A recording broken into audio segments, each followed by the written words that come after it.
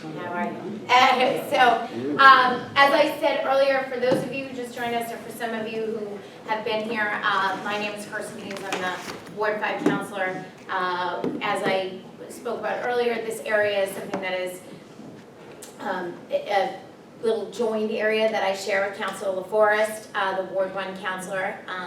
The way we both have done these in the past is the team will get up and they'll present the plans and their proposal, and then you get an opportunity to ask questions. This is your meeting, so you get to ask whatever questions you want. I will say this, just to prepare everyone, that there is nothing filed, correct, Rob? That's correct. Nothing filed at this point before any board or commission. So this truly is the proposal and the developer really wanting, what I think they want is some neighborhood feedback and really coming to the neighborhood before they file any plans or any paperwork with any board or commission. So with that, I'm going to hand it over to Rob Fleming, who is going to introduce the project and introduce the team, who will talk about some of the design as well as some other things. Unless, Margaret, you wanted to say something? Nope, we're just passing around the sign-in sheet because Kirsten and I do email newsletters. Wait, we had a on couple that, sign-ins, so just to keep it, yeah, so we just passed this one, and that this is just for us to be able to keep in communication with you. Hey, what's up there? Applicant, once filed, only immediate abutters, so we send out letters and notice for the preliminary meeting to a much more expanded, because we understand you drive by, you want to understand what's happening, but it's up to you at this point when they start filing to follow the project, whether it's through the planning board. I think this might need some zoning board approval, and Affordable Housing Trust. Yep. Could you just explain that process a little bit more in depth? Which one? The whole process. You know, she mentioned the zoning board. Yeah, I'll touch on that as well. Yeah. The whole process. Yeah. How far in advance do you have to get a letter from the city if you're in a butter notifying you of it? It's 300 feet out. It's 300. Yeah, but I don't know, but how far in advance does the letter have to Oh, I come to think you as soon as about they it? set the agenda, they set or you have to pay for the mailing.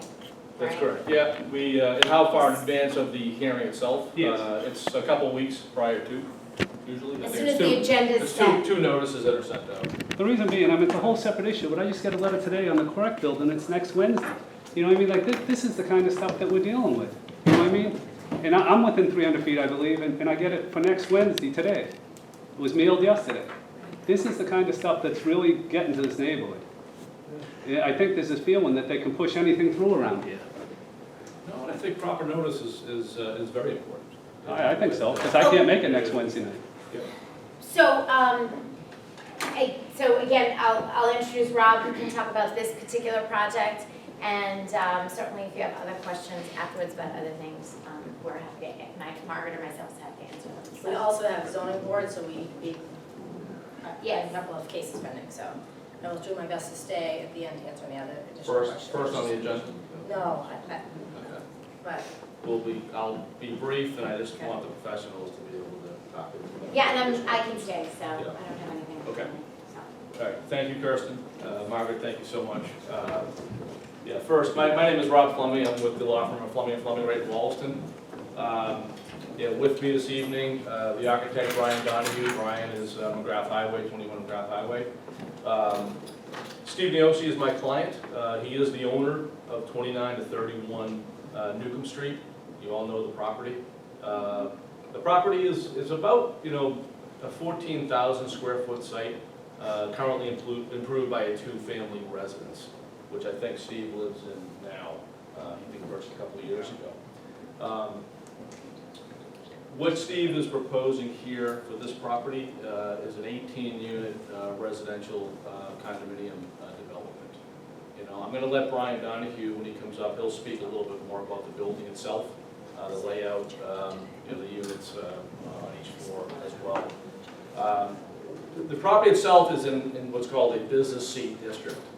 Okay, even although it's a business C district, it does permit residential in it. Okay, there are certain requirements for that as well. We're going to be very transparent here. To do this, we do need relief. Somebody had a question with respect to the process. This type of proposal here has a lot of review by the city of Quincy. Our first step is the planning board. Okay, for the filing with the planning board, it goes through a thorough process review. There's a peer review consultant, an engineer that's hired by the city of Quincy that will review really almost every aspect of the proposal, including drainage, parking, site circulation, things of that nature. We do need zoning relief as well, variances, for this proposal through the zoning board of appeals. Engineering has not been complete. This is always really our first stop. I think I've been doing this for a while. Our office has been. This is a very important part of this whole process. There's obviously neighborhood concerns. We really appreciate the feedback from the neighbors as well. Some people, a gentleman tonight said he's been there since 1963 in this neighborhood. Who knows the neighborhood better? So again, we appreciate that feedback, and I thank Councilors Laforest and Hughes for setting this up. I think when I first met with Steve to discuss the proposal, I convey the concerns that what I think anticipate the neighborhood concerns may be, and so we understand that as well. I just ask you to try to keep somewhat of an open mind. This is an area that its proximity to downtown really lends itself, to a different type of development, without it being a real detriment to you as the homeowners and neighbors in the area.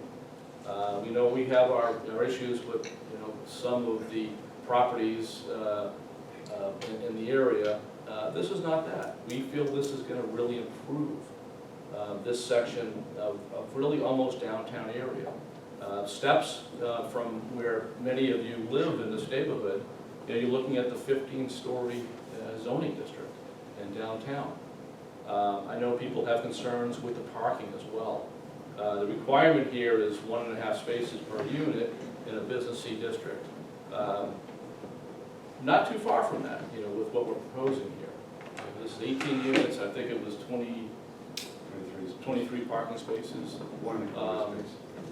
A lot of these things have to be considered, it's proximity to downtown, it's proximity to the train station as well.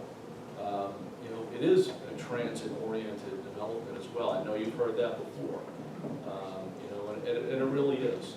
I know you as neighbors in this area have gone through quite a bit over the years. You had the YMCA that was done. You have on the other side downtown. A lot of these things that are being done now, I feel are very important and positive for the downtown area. I think it brings new life. Brings some younger generation. A generation that's going to be utilizing and using, going to the restaurants and other retail outlets. When they come, there's some nice, fine restaurants downtown now. But this is the type of residential that I think we really need, in this area, with its proximity. Steve and I, he had a couple different designs through the help of Brian on, more modern design, and I think we talked about it, and he felt very conscientious on how the design was looking, considering the homes that are in the neighborhood. So he went with that, and we can come up after and take a closer look at this as well. And Brian will go through it, but it's a nice gable style roofs, like a lot of your homes in the area. And we thought that was a good approach for this neighborhood. I'm going to be here the entire time, so you can ask me questions, with respect to the procedure for permitting. But I'm going to have Brian. Zoning. Yeah, we do have, obviously, the planning I talked about, zoning as well. There's a small section right on the corner of the lot on Newcomb. We will have to appear before the Conservation Commission as well. Nothing that's being proposed, the building itself will be built in the floodplain area of this parcel. But we're still subject to that review as well. What the jurisdiction will be is something our engineer will have to file with conservation as well. In addition to that, and I know you've heard, our need for affordable housing as well. So we will have to appear before Affordable Housing Commission as well, to designate, 2 of these 18 units as affordable. Okay, so I'm gonna let Brian just a short presentation. Okay. Good evening. Thanks, Rob. My name is Brian Donahue. I'm an architect in the city. My office has been here since the late 50s. I'm a second-generation firm. My dad started the firm way back when. And so I've been doing a lot of work in town. My office is actually very close to this site on McGrath Highway. So I'm intimately knowledgeable about this area and its history. So when Stephen first came into the office about developing the site, we looked at it in a number of different ways. And the conclusion that we came to was the best option for this particular site was doing a flat apartment as opposed to townhouses or other kinds of dense developments. So it's basically about 1/3 of an acre, 13,800 square feet or so. So in terms of the basic concept, I'll go over that first, and I'll try and be brief and not bore you. This is the site. This is Newcomb Street. It's approximately 120 by 99, so it's 1 foot short of the zoning requirement for residential development in this zone. But in every other aspect, it's a decent sized site for this type of development. So we've got 23 parking spaces, 2 of which are in a garage in the footprint of the building. So what this represents is parking on site, 21 spaces, and 2 spaces inside for 8. So 18 units, that comes out to 1.25 spaces per unit. The zoning requirement is 1.5, so we're just a little bit under the required zone. The setback requirements for residential, for commercial development on this site, there would be no setback requirements, other than the rear, which would be 20 feet. Otherwise, you could build lot line to lot line. So we're back from the street 48 feet, almost 50 feet, and then we're 10 feet and 10 feet off of each sideline, and about 10'6" back on the back setback.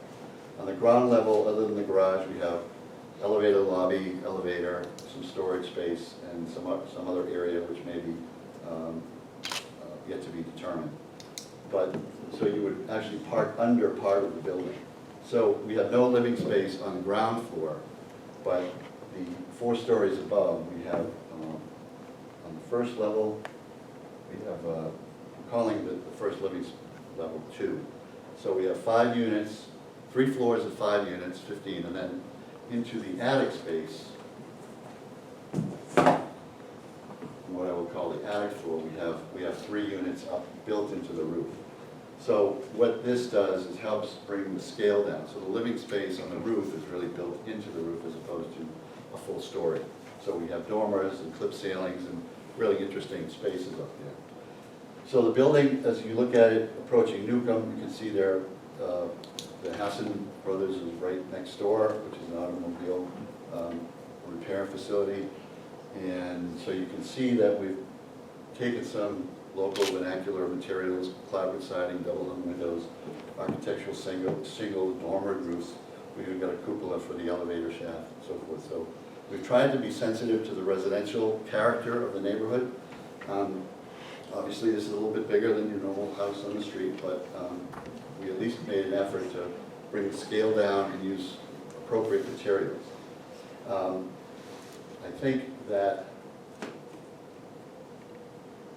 the main thing that I should stress is that we have a dense development, but it's really not an overpowering building.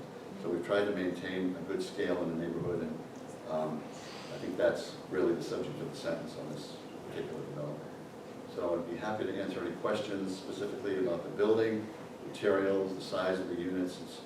It is 18 units, or 12 twos and 6 ones, and they're around 800-900 square feet or so, each one, possibly 1,000 at the largest. Brian, I understand it's 5 stories tall, but how tall in feet will the structure be? 56. Any type of variance required for the height?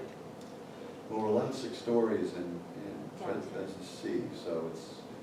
Yeah, I think what really dictates the height is the setbacks of the building itself. it's a quarter of the height of the building are the required setbacks.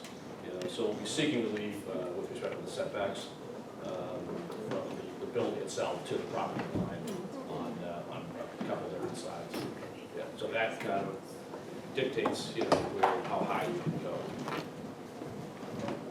Could you just say specifically again, the things you need relief on? So you're talking about setbacks.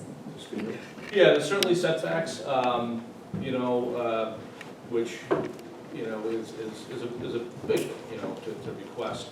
There's gonna be slight parking relief as well that we'll be seeking from the zoning board of appeals.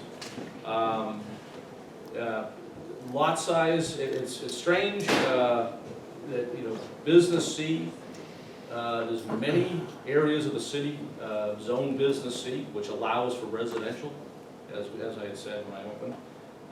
But it does require a 42,000 square foot lot size. And many of the lots, and I had a couple that I've dealt with not that long ago in the city, none of these lots meet that. You know, so that's one additional area of relief we'll be seeking as well. You know, the lot size per unit, you know, you need 500 square feet per unit. Which you meet that. So we're not requesting relief for that aspect of this proposal. So there's certainly some zoning relief to do this. Yeah. I think the drawings look nice, but we've seen this before when the drawings look nice and then that's not the finished product. And I have some real questions about the parking. So has anyone consulted the traffic engineer or the city planner, and what's their view on? No, again, you know, as I've said, you know, this is really our first step here. No, I appreciate that. And there will be, you know, if we do file, you know, for this particular proposal, that's going to be reviewed, you know, a traffic study. I think the biggest misperception is some of these developments causing a real issue and really adversely impacting traffic. You know, that typically doesn't happen, you know, with an 18-unit building. However, you know, they will probably review site circulation of the vehicles, you know, in and out, exiting, things of that nature. I'd be requesting a full traffic study, you know, for this size of a development, for 18 units. But, you know, not always granted, you know, and sometimes you need that study through the planning process. Well, because at the end of McGrath and Washington, McGrath and Newcomb and Elm, that's already a disaster trying to pull out there. You know, I mean, and you add how many more cars a day to that? You know, I mean, that's a problem right there. And when the Y went in, we should have had a traffic light there. You know, when Galvin went in, we should have had a traffic light there then. And you just added more. The traffic on McGrath Highway, they can say all they want about how they tell me it can still take more cars than it can. You try and walk across that street in the crosswalk. It's almost impossible. Yeah, and that's what, I beg to differ with you, because I've been in that office building on the corner for 30 years. Yes. And I've never had to wait more than one circuit of the lights, or I've always been able to cross the street when I walk out to lunch. I've been looking out my window at that intersection for a long time down McGrath Highway. I don't believe that there's At the Try pitch. Newcomb Street when the kids are Yeah, going out of no set school. of lights.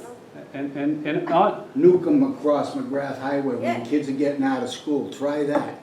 Oh, I've seen And it. then to top it all off, There it you're is. talking about They the don't stop. traffic of the people parking to pick up their kids and everything on Newcomb Street. They're parked on both sides of the street, you can't get through and everything. I mean, it's a disaster down there.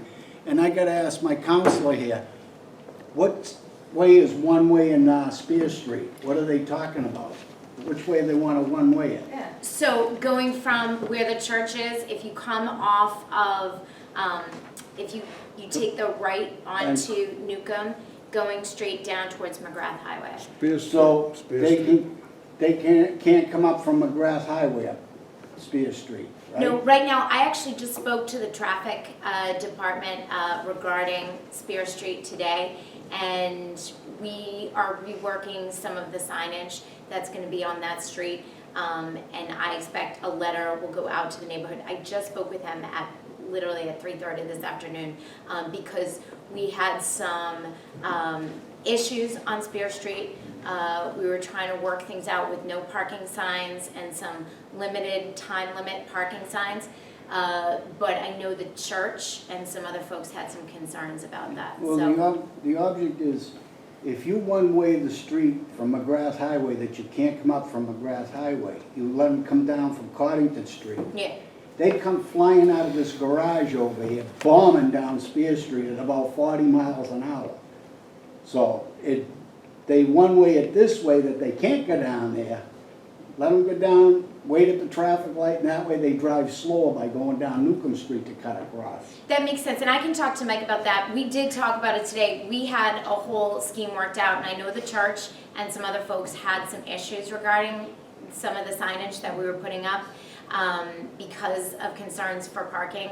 So we did, I did talk to him this afternoon, and we talked about making things different.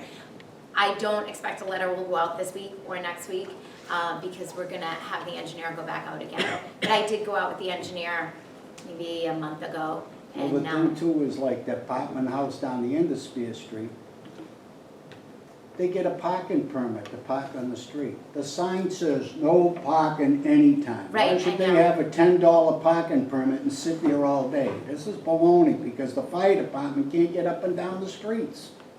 And if you look right now, yeah, I understand what you're saying, but if you look in the Quincy Sun, they have the picture of what's going on downtown. They have a picture of Galvin's building, and from the courthouse back to McGrath Highway, it's bumper-to-bumper traffic in the picture. It's featuring Galvin's building, and it's got the traffic is backed up right to Washington from the Dennis, I believe it's Dennis Ryan Parkway or Chestnut Street, whatever they call it now.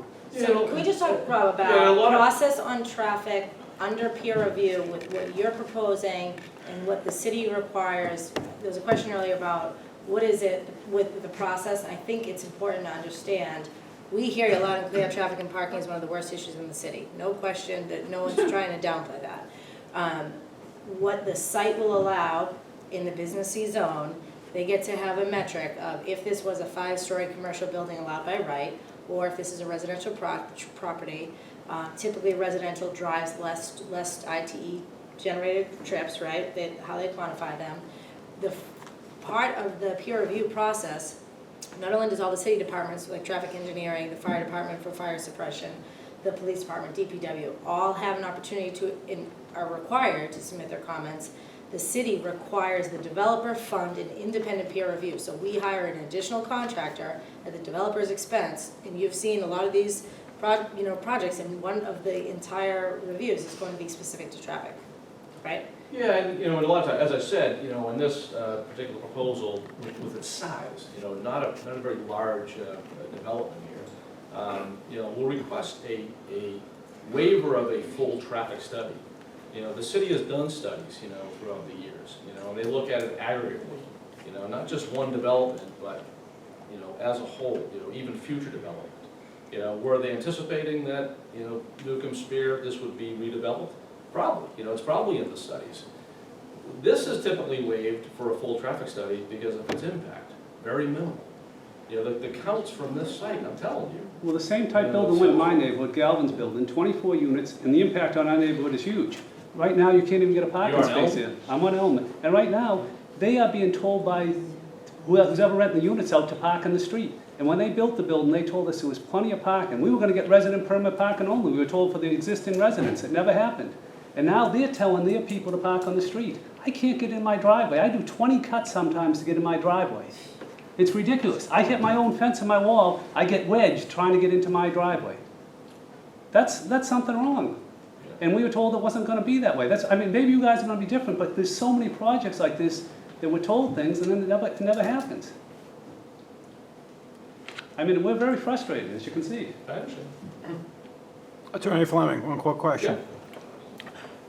What is the hardship that's going to get you the variance to, request a lot size less than 40,000 square feet? Because the way I look at it, the 40,000 square feet is important, even though they're giving the variances, because that means you got an acre of land and you can build a high-rise. So there still is green space. So to say that we're falling within the 500 square feet dwelling space per unit isn't accurate, because unless you have an acre, that's the only way you're granted that. I've yet to see any proposal with an acre even go up. None of these proposals should even be asked or come up. They keep coming up again and again and again and again.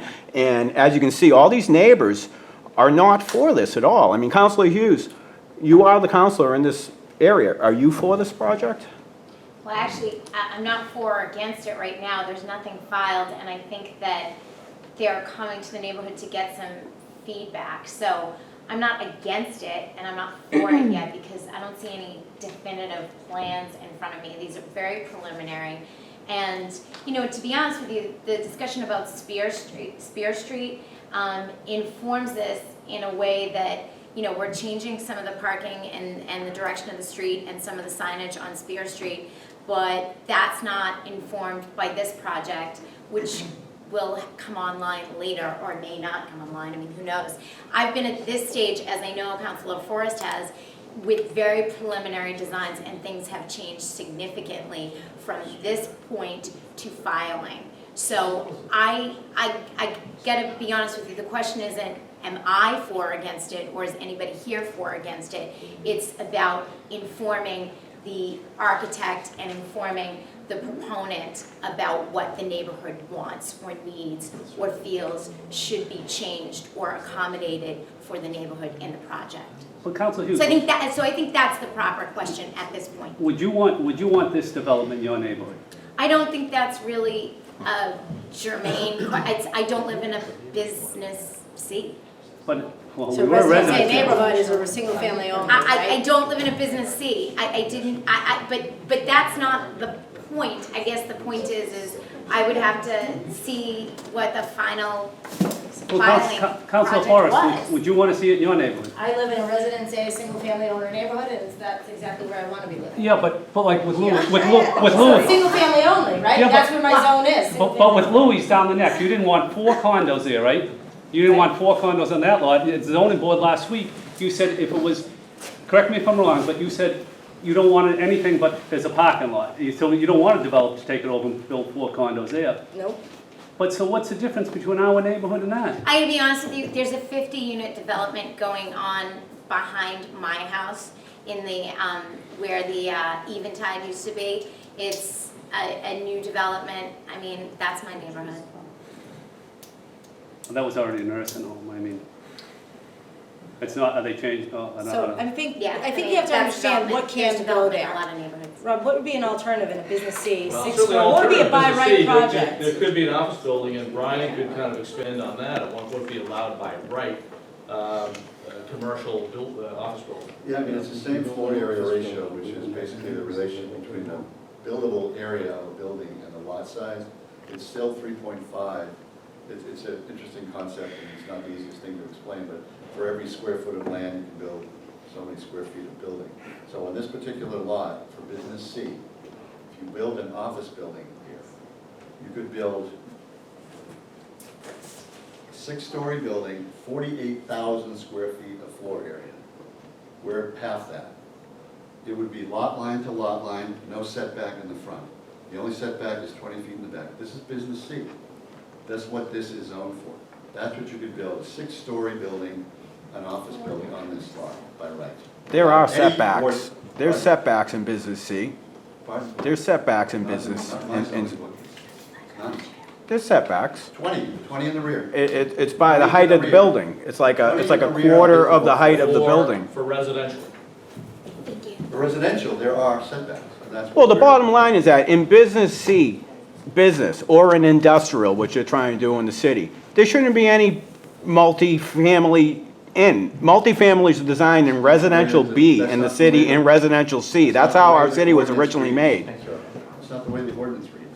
It says very I know there's something clearly- wrong with the ordinance. That's what I was trying to ask Councilor Hughes and Councilor This is Laforest. really not the venue to discuss that. If you have a problem with the ordinance, have the city council rewrite the ordinance.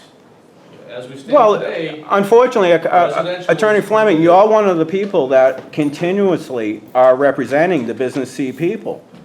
Okay, there's a couple of attorneys that keep coming and coming and coming. Everyone here, if you guys all live in business C, if we went and we said we wanted to do the same thing, they probably wouldn't let us do it. You know, so it's just, I mean, the bottom line is that everyone, is there anyone here in this room who's against this project? Raise their hand. Okay, thank you. okay? I mean, that's my point. And so it's disrespectful to the neighborhood and the people to even continue this I'm meeting. respectful by being here, that's why we're here, is to get feedback from the neighbors. Well, everyone here has something to do with it. It's the summertime. Nothing's been filed. This is our first step, to meet with the neighbors, to get some feedback. Well, the neighbor's saying we're not gonna let this project I happen. understand, I saw the vote. Can I ask you a question? I think you have to try to look at some of the positive things that have come from development in the city of Quincy, as there's been some, correct? I can tell you, I took pictures today of the tear down up in Quincy Center, and there's all asbestos lying on the ground, bricks, there's all this stuff that no one cares about. I got video pictures of it. I've never been to one of these meetings before, this is my first time, just take a step back. What's the scope Hanson. of this meeting? What's the potential outcome of this meeting, outcomes of this meeting? This is, a meeting to, as I said, to meet with the neighbors, get some feedback. It could be revising, plans. It's gonna be ultimately up to my client how he wants to move forward here. I'll meet with him, we'll discuss, based on the turnout tonight and the concerns the neighbors have. And then, What's the steps after this meeting? Like, do we affect the outcome of this today, or do there have to be subsequent meetings? I've never been to one of these before. we will not, unless there's substantial changes to the plans, the next step would be, if my client decides to move forward, is filing with the planning board for site plan review. So this is just feedback and nothing more than that? That's correct. Okay. Dave? Thanks. Again, kind of hypothetically, you go through the motions, like you said, with zoning, planning, the conservation committee, et cetera. Yep. It gets to a point where things look good all in those venues. How do you stop the project in regards to the neighborhood? Like, let's say the neighborhood totally doesn't want that in, but you sail through everything and get the green light. Is there a way to stop the project? You could file for It's really an a appeal. I mean, if a the land council court was, appeal. right, so if the council was against it also, the council would also have to jump in those- and appeal with the neighbors, et cetera? If the To council stop is the against project. the proposal, Doesn't it's have to very be council. low. Those It's very with rare that standing something are be approved. abutting landowners. And typically, the counselor would then be Oh, a they have city standing. representative, the lawsuit would be against the city. So you would, okay, let's hypothetically say the zoning board approves the project, and you're saying we're still opposed, and we, the neighbors, want to do something about it. What's the process? Right. So the zoning board of appeals, say they grant a variance, the neighbors, how many abutters are required? A dozen abutters could file a lawsuit to the zoning board It'd be wonderful. to take the, I don't no, I like think getting there's into a the, number, I don't but like it getting would go to into the land court. fields of, in a neighborhood meeting, but to answer your question, abutting property owners could appeal it. Right, to land court, and it's gonna sit there for a year, The just so other, you know. it can go the other way too, if the zoning board turns down a project, the proponent of the project has an opportunity to appeal as well. Once you have High Point, Yeah. I mean, I just- And the CAGG's discussion that went on with Jeanette, right. similar. Okay, thank you. I mean, I don't have a problem with it. My husband and I met with Steve, and he showed us his plans. I must have been naive that night, but I didn't realize it was 5 stories. I have an issue with that. I've lived in the same house my entire life.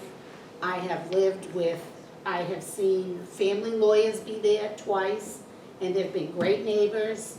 I have an issue with the traffic, which I already told Steve, but I just don't want to be looking out my living room and sitting there and enjoying a glass of wine to look at this big conglomerate. And I'm sure Brendan feels the same way. I mean, I have concerns about height for sure, and I don't see schematics about anything about height here. I only see like on the other slide there, there's no number there, right? Can you swap it out again? Yes. Are there numbers there? Yeah, it's 56 feet. Oh, on that one, okay, I see. I mean, So- years ago, the property owner before Brendan wanted to put 2 condos on an empty lot, which was a family house for years. The house burnt down one New Year's Eve, and because of the height and the width of the project, the neighbors wouldn't vote for it. And they did not, he lost his request to build those 2 condos there. It was gonna be 2 townhouses. Yeah. But it just wasn't in the configuration of the neighborhood. And our goal is, we want our neighborhood to stay a neighborhood. The YMCA has destroyed our neighborhood. The city is destroying our neighborhood, and what's left of our neighborhood, we want to keep it there. The design of the design of it is beautiful, but the height of it is an issue. And the width of it. I have concerns about the parking, because I have to pull in and out of my driveway, and my life, it's been a nightmare, Newcomb Street. It really, I've been there my entire life. So you're not necessarily opposed to multi-family? No, but I don't want to see 19 units there with only 23 parking spaces. I don't want to see something 10 feet away from a property line. No, I don't want to see that. And what, I'll be very honest. It's not fair to the neighborhood. yeah, I'm not against, I mean, it is nice drawings and everything, but it's just the idea of, when you put these multi-families in, I have the building next door to me, I don't know one person by name. They move in and out, they're constantly, there's moving trucks over there, moving in and out. They're not the fabric of the neighborhood that we're used to, at least I don't think. I mean, these people what don't was care there about the before? neighborhood. What's that? What was there before? The nursing home. The nursing home was there before that, Yeah, yes. I was fine with the nursing home. I didn't have a Of course. problem with the nursing home at all. of course. I mean, I've been in the neighborhood since your grandmother owned that house, and I've just seen her mom and now her, and that's the way the neighborhood has been. Can you add some more color to the affordable housing component? Sure, what's required would be 10%, but in this particular proposal, you're looking at 2 units. So that's kind of towards the end of the process that we would appear before Affordable Housing Committee. And they're very selective on what units they offer. You know, these are made up of 1 and 2 bedroom units. So typically there's a 1 and a 2 bedroom that will be offered on different floors as well. And this is being required per The ordinance. Is it, a town ordinance? city ordinance, correct, yep, City ordinance? yep. One problem I see, after this, somebody's gonna buy a couple of these houses, make 2 lots, and they're gonna build an even bigger place. It's gonna, what's gonna happen is it's gonna happen the entire, every house that gets Right. sold in the neighborhood will end up being Yeah. something like this. Another So year, next 2 thing you know, years. Level. there won't be any houses What left. they're doing is they're pushing from the southern artery up to the square to be all totally commercialized with high buildings. That's what they're trying to do. That's a, I can't say what would happen if Steve, purchased adjoining lots, what could be done there. I will say, if it remains that he owns 1 lot, something happens, somebody buys another lot trying to do the same thing, that's not how it works. It's not, every site is different, every property is different. Not every property is gonna be able to accommodate and support a similar project. And the zoning board, having appeared before them many times, don't conduct themselves that way. If it happened here, it's gonna happen to me as well. There's so many variables involved in every single project, it doesn't happen that way. but On the on same street. a lot of the lots is big, if not bigger, on the street.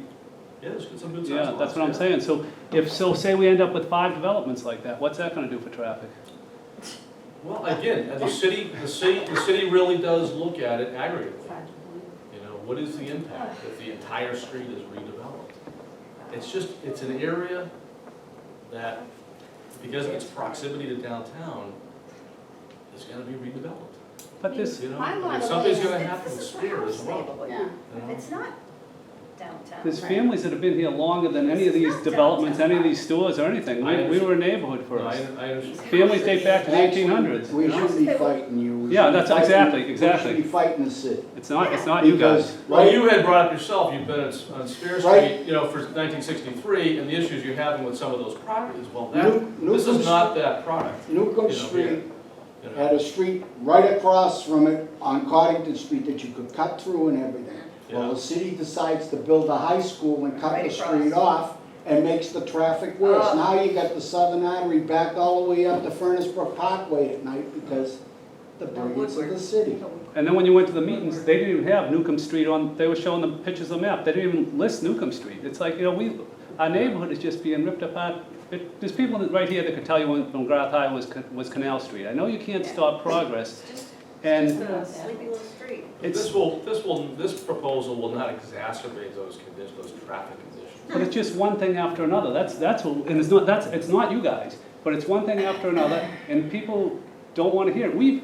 People said, well, do something about it. We had Nancy Jolly and Michael McKenna, who ran the neighborhood association. They joined with the businesses downtown. They went to all the meetings and everything, and no one cared. That they finally moved away. No one cared what they had to say, what the neighbors had to say. We're made to feel like we don't fit in, we're not part of the major plan. Not that old. So It's just not true here, but. I would go along with what you said, your drawings, at least from here, I can't see too good, but they look like they're pretty. But a 56-foot building is, in size, 18 units, is completely out of proportion with the rest of the neighborhood. I mean, you say it's slightly larger, I mean, this building is, 4 times the size of, anything else, at least. It is. It's a massive building. It is. It's a massive structure. It's not not a in small conformity with structure. the neighborhood, other than the gable style roof, but. But that's why I said it is, and I appreciate that, Steve, that you've taken the time to, I do appreciate that. Architecturally, like I said, Yeah. that is it is a nice touch, and I really appreciate that a lot. Yeah. I'm right behind this property. You said there's a 10-foot setback from the back. My building is 10 feet off of that, so I would have a 56-foot structure, the distance of myself, not even to the window over there, maybe halfway across this floor. And the sun, the sky, everything's gonna be blocked out. It's like a skyscraper next to my building. It might as well be 27 stories because I can't see anything. It's gonna be a big wall. Yeah, And that's a problem. sometimes the city will request wind and shadow studies as well. I mean, even Brian's office could prepare something to see exactly what would happen to your property as far as shadows and things of that nature, if you wanted to look at that too. What is on the ground level, where are the utilities? On the ground level. Ground level. The elevation of the lobby and these spaces on ground level are at elevation 12, which is a foot above the FEMA 2017 FEMA elevation.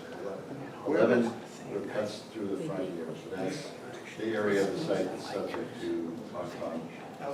Where is the floodplain? I thought the whole Newcomb Street was on. Well, it goes, it sort of undulates in and out, it just happens to sort of lick in some of these properties, the whole Y site is in it. And then this, see this number 11 and 11 here? Sorry, it's so far away.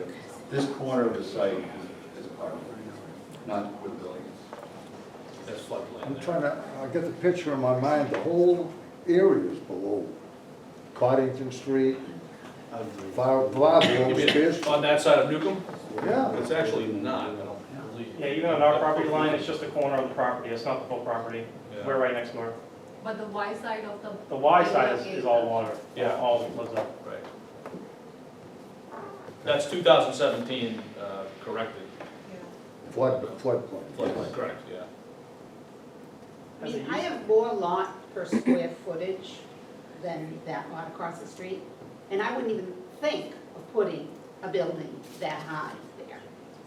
I would keep it uniform with the neighborhood so that it stays a neighborhood. I mean, are there gonna be porches? That's a noise factor. That's a good point. Will there be balconies on these places? That's not fair to him on Greenville, on A me. couple of units get the porch. Yeah, well, that's not fair, because we know what happens. This is Exactly. obviously too big. Steve, how small are you willing to make this? What's the smallest you're willing to go? Demographic, first of all, the price point for the house is not really a first-time home buyer. So the price point isn't gonna be getting riffraff. That's not the type of clientele that we're gonna be attracting. But you don't know that. The price point eliminates that first off. Typically riffraff, lower price point, they need to be a strong buyer to purchase the condos. We're not gonna be soliciting Section 8, we're not gonna be soliciting a weak type of buyer. The affordability of these units are not something that a first-time home buyer can afford. So I get your concern about the porch. The porch was designed on the top just for the top 3 units only. They were designed specifically for that reason. And on the left side of the property, abutting Brennan's, there was no porches. Brian didn't put any porches on the left side, just windows. And on the back, there would be, I believe, 2 porches on the back. And Mike is the abutter on the rear. I had spoke with him originally, and I understand your concerns. There's really no perfect scenario. I'm happy to listen to anything that you have to say. If you have an idea for a project that's financially feasible, would make economic sense and would fit the neighborhood, I would be happy to listen. If you have any suggestions, I'm happy to take that. I mean, I think it's perfect. I mean, I think it's great, but the height of it is the only issue. Sure. 5 stories. 5 stories is a bit much. Yeah, I think what kind of creates that as well is because of the floodplain as well, you know, so you have to lift that up, you know. You downsize. Yeah, I agree with you. I think, so Brian and I, we talked a lot about this over the last 9 months, and a lot of developers in Quincy that are a lot bigger than I am, they would push something a lot bigger than this. There's no steel construction here. It's all LVLs, I-beams, and wood. There's no steel. The only steel is for the elevator shaft. So number one, that was a consideration Brian and I talked about. You could push a bigger type of site on this property. Most guys in North Quincy and Quincy Center, Galvin's property, they're using steel on the first floor, and they're pushing as many parking as they can on the first floor to get as many units. We didn't do that here. It was very selective and less invasive on the parking, believe it or not. So the parking is surface parking and a combination of underneath the building also. So I get your concern, but there's 0 steel in this building, and it makes a huge difference actually. So you can see, if it was a big steel structure, to me that would jump out a lot more. And, you know, that's just my opinion. I'm happy to listen to what you have to say. It's nothing, I hope you don't take, it's nothing personal against you, it's just what we've been going through. And if you came out to us 10 years ago, you probably would have got it, no problem, but it's. I do actually understand. So I grew up, my uncle grew up on Treslin Way, which is right next to Spear Street. You know, since I was a kid, I grew up there. And I grew up in Quincy.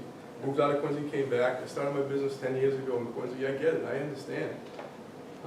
I don't have a perfect answer for every concern. I did the best I could. I reached out to the neighbors before the meeting.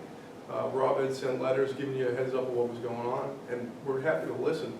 I'm happy to take any suggestions that you have on the table that would make financial sense, that would be reasonable for the neighborhood, and everybody would be happy. Is that gonna happen? I have no idea. If the planning board rejects this size, what is your plan B? How big is that? I think my personal decision would be with me and my attorney. You know, I would be It's happy never, to. through planning, it's never a rejection. It's merely site plan review. But a lot of times they'll put conditions that can't be met. We had townhouses built on our street, and the planning board rejected 3 units. These people end up with 2 units.